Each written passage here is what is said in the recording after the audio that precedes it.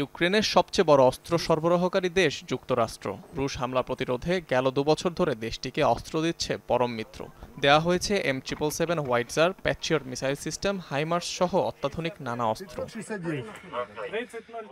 রণাঙ্গনে এসব অস্ত্র ব্যবহারে এতদিন কিছু শর্ত থাকলেও এবার সেসব শিথিল করল বাইডেন প্রশাসন। প্রথমবার মার্কিন অস্ত্র ব্যবহার করা যাবে রাশিয়ার অভ্যন্তরে, শুধু প্রতিরোধ নয়, পাল্টা আক্রমণ করতে পারবে কিয়েভ। বৃহস্পতিবার কয়েকজন মার্কিন কর্মকর্তার বরাত দিয়ে এমনটাই জানিয়েছে পশ্চিমা গণমাধ্যমগুলো।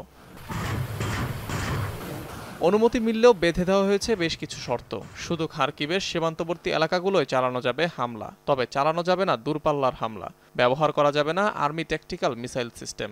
এড়িয়ে চলতে হবে বেসামরিক স্থাপনা। দ্বিতীয় বৃহত্তম শহরটির সুরক্ষায় কিয়েভকে এ অনুমতি দিয়েছে ওয়াশিংটন। যদিও ইস্যুটি নিয়ে এখনও মুখ খোলেনি যুক্তরাষ্ট্র। সম্প্রতি রাশিয়া হামলার পরিধি বাড়ানোয় মিত্র দেশটির কাছে নীতি বদলানোর অনুরোধ জানায় জেলেনস্কি প্রশাসন।